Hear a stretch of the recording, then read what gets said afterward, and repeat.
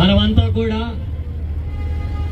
ఇండ్ల స్థలాలు లేని, ఇండ్లు కట్టుకునే, ఇండ్ల ప్లాట్లు కొనుగోలు చేసేటటువంటి స్తోమత లేని, సొంతగా ఇండ్లు కట్టుకోగలిగినటువంటి శక్తి లేనటువంటి పేద కుటుంబాల వాళ్ళు ఈ హనుమకొండ, వరంగల్ పట్టణాల్లో ఇండ్ల స్థలాల కోసం ప్రభుత్వ స్థలాలని నిర్మాణం చేసుకొని సంవత్సరాల తరబడి ఉంటే ఇక్కడ ఉండేటటువంటి అధికారులు, కలెక్టరు గోపాలపురం కానీ అట్లాగే సింగారం ప్రాంతానికి సంబంధించినటువంటి ప్రాంతంలో ఉన్న గుడిసెలు కూల్చేశారు. మిగతా ప్రాంతాల్లో కూడా కూల్చేస్తామని చెప్పి భయపెడుతున్నారు. అట్లాగే మళ్ళీ గుడిసెలు వేసుకోకుండా ఉండడానికి అన్నట్టు పెద్ద ఎత్తున గుంతలు తవ్వుతున్నారు. అధికార యంత్రాంగమేమో భయపెడుతుంది, మీరు ఇక్కడ 15 నిమిషాల కంటే ఎక్కువ ఉండకూడదని చెప్పి ఏసీపీ అంటున్నాడు.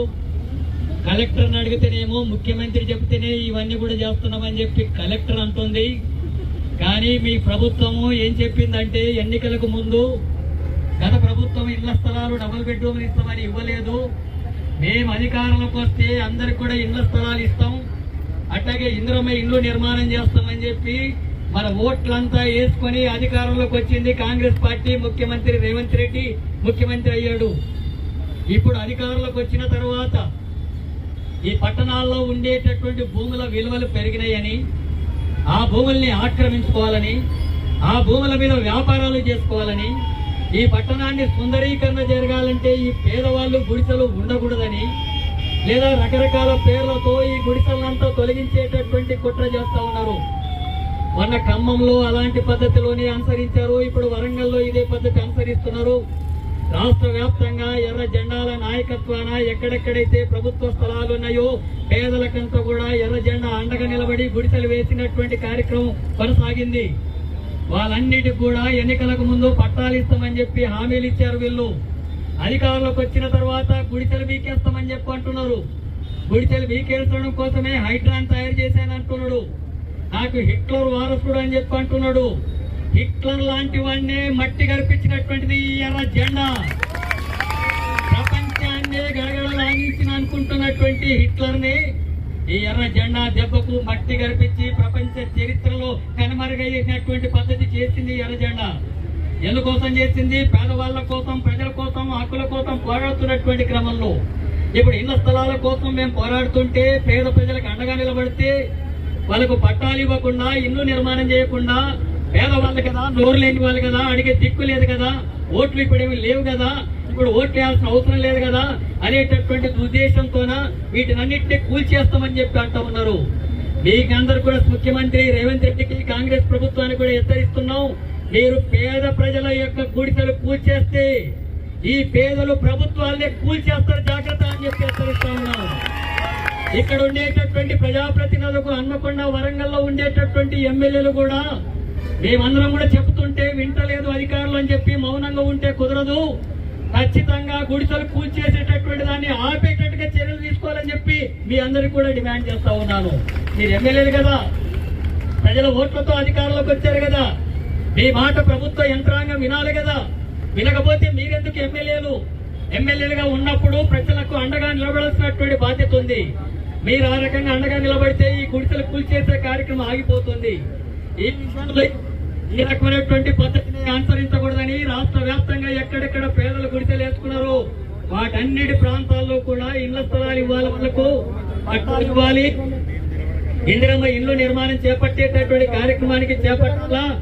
ఆ ఉద్దేశంతోనే మొత్తం వామపక్షాలంతా కూడా కలిసి రేపు 1 తారీఖున ఎక్కడెక్కడ గుడిసె వేశారో ఆ పేదవాళ్ళందరినీ సమీకరించి 1 తారీఖున అన్ని జిల్లా కలెక్టర్ కార్యాలయాల ముందు ఇలాంటి నిరసన కార్యక్రమాన్ని చేస్తున్నాం. ఆ తర్వాత 6 తారీఖున పెద్ద ఎత్తున చలో హైదరాబాద్ కార్యక్రమం ఉంటుంది. ఇండ్లు కోల్పోయినటువంటి వాళ్ళు మీరందరూ హైదరాబాద్కు వస్తారా లేదా? గుడిసెలు నిలబడడానికి పోరాటానికి సిద్ధంగా ఉన్నారా లేదా? పోలీసులు భయపడితే భయపడడానికి ఉన్నారా మీరంతా? పోలీసులు కేసులు అంటే భయపడతారా మీరంతా?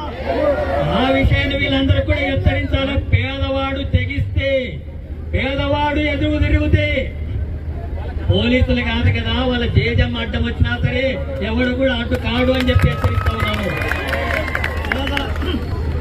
పేదల జీవితాలతో చెలగాటం ఆడుతూ వీళ్ళందరూ కూడా కాయకష్టం చేసుకునేటటువంటి వాళ్ళు కనీసం పూట గడవనటువంటి అవకాశం లేనటువంటి వాళ్ళు 5-10 వేలు కూడా వేతనం రాకుండా ఉన్నటువంటి వాళ్ళు, మాకు కూడా పేదవాళ్ళకు కూడా ఇల్లు ఉండాలి కదా, ఒక గుడిసె ఉండాలి కదా, మనుషులుగా జీవించాలి కదా, వాళ్ళకు కూడా పిల్లలు ఉంటారు కదా, వాళ్ళకు కూడా భార్య మహిళలు ఉంటారు కదా, ఇల్లు వద్దా, ఇళ్ళ స్థలాలు వద్దా, పట్టాలు ఇవ్వరా, ఇల్లు లేకుండానే రోడ్ల మీద జీవించాలా? ఇదేనా ప్రభుత్వ వైఖరి?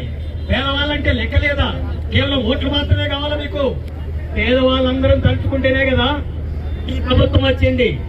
అందుకే మన జీవితాలతో ఇలాంటి పద్ధతులని ఆటలు ఆడుకుంటారు వీళ్ళు.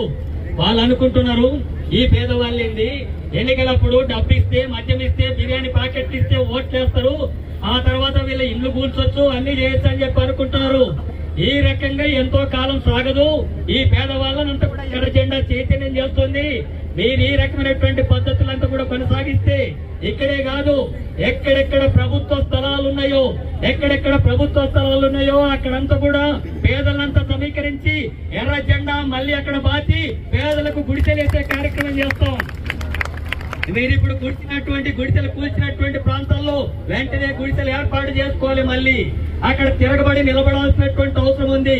పోలీసు అధికారులు వచ్చినా, కేసు అధికారులు వచ్చినా, ఎవరు వచ్చినా సరే మన భూమి మీద పుట్టినటువంటి వాళ్ళందరికీ కూడా ఈ యొక్క ఇల్లు స్థలం ఉండాల్సినటువంటి హక్కు ఉంది, ఇల్లు ఉండాల్సినటువంటి హక్కు ఉంది, మనకు కూడా జీవనం కొనసాగించేటటువంటి హక్కు ఉంది. పేదవాళ్ళ